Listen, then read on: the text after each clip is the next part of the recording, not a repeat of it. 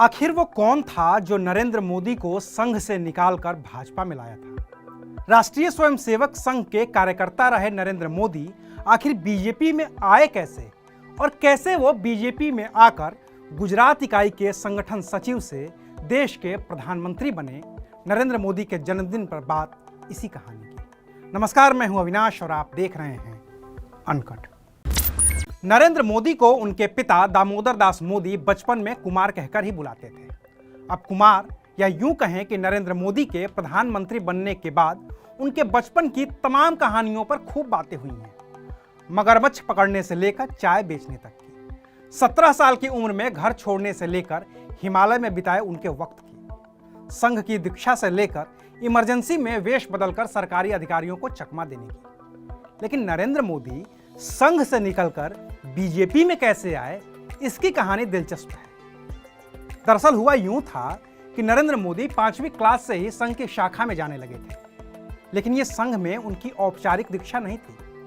उनकी संघ में औपचारिक दीक्षा तब शुरू हुई जब वो 20 साल की उम्र में हिमालय तक की यात्रा कर लौट आए थे। तब उन्होंने अहमदाबाद में राज्य सड़क परिवहन की कैंटीन को अपना ठिकाना बनाया, जिसे उनके मामा बाबू भाई चलाते थे।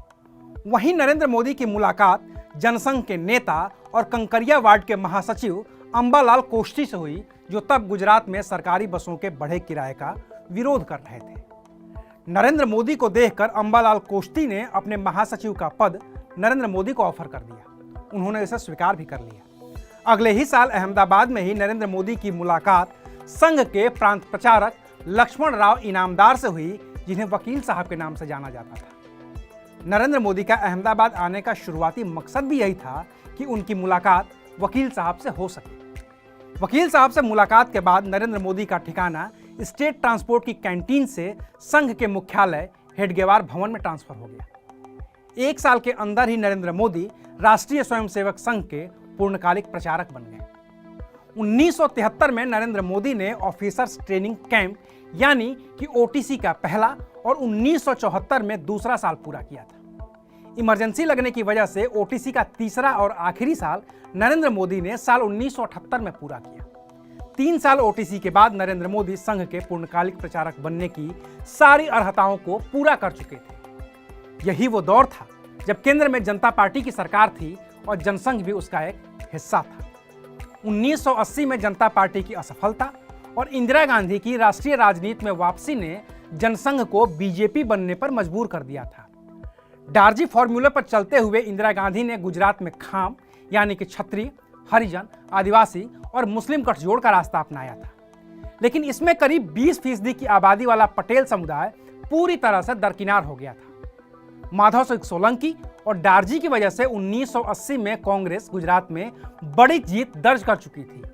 182 में से 141 सीटें कांग्रेस के पास थी, जबकि बीजेपी के पास महज 9 सीटें ही थीं। 1985 में तो कांग्रेस की जीत और भी बड़ी हो गई थी। तब कांग्रेस को कुल 149 सीटें मिली, जबकि बीजेपी 11 पर सिमट गई थी। लेकिन बीजेपी को भरोसा था कि गुजरात उसकी प्रयोगशाला बन सकता है, क्योंकि 1985 के विधानसभा चुनाव से ठीक पहले कांग्रेस की सोलंकी सरकार ने आरक्षण की सीमा को 10% से बढ़ाकर 28% कर दिया था। इससे आरक्षण विरोधी आंदोलन शुरू हो गए। इन आंदोलनों ने हिंदू एकता को खंडित किया था, जिसके लिए संघ लगातार काम कर रहा था। नरेंद्र मोदी गुजरात में संघ का काम देख ही रहे थे। ऐसे में नरेंद्र मोदी के कहने पर संघ ने साधुओं को लेकर गुजरात में सद्भाव यात्रा निकाली।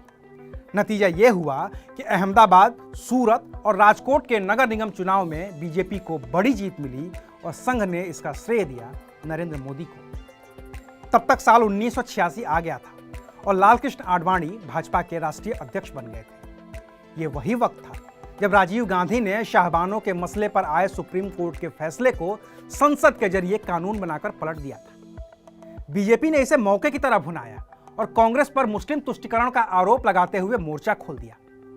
गुजरात में बीजेपी को अपना दखल बढ़ाने के लिए एक ऐसे नेता की तलाश थी जो संघ से भी हो और संगठन का भी काम जानता हो।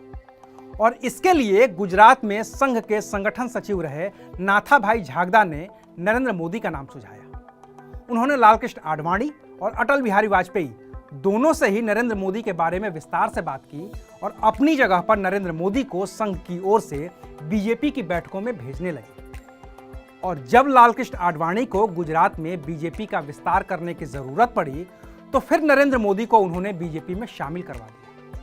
नरेंद्र मोदी 1987 में बीजेपी में शामिल हुए और अगले ही साल 1988 में मोदी को गुजरात बीजेपी इकाई का संगठन सचिव बना दिया गया।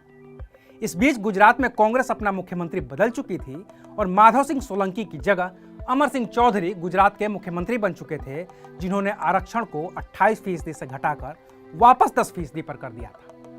तो बीजेपी और संघ दोनों के मन में यह साफ हो गया था कि आरक्षण लाया ही इसलिए गया था कि हिंदुओं को बांटा जा सके। इसके खिलाफ नरेंद्र मोदी ने एक यात्रा निकाली और इसे नाम दिया गया न्याय यात्रा, जो कांग्रेस के खिलाफ थी। फिर नरेंद्र मोदी ने एक और यात्रा निकाली और इसे नाम दिया गया लोक शक्ति यात्रा। फिर तो आडवाणी की राम रथ यात्रा से लेकर मुरली मनोहर जोशी की एकता यात्रा की सफलता ने नरेंद्र मोदी को बीजेपी का ब्लू आइड बॉय बना दिया। और उसके बाद तो इतिहास है कि कैसे नरेंद्र मोदी केशुभाई पटेल की जगह गुजरात के मुख्यमंत्री और फिर 2014 में भारत के प्रधानमंत्री बने। तो आज के लिए बस इतना ही। फिर मिलेंगे सियासत की एक नई कहानी के साथ। देखते रहिए अनकट।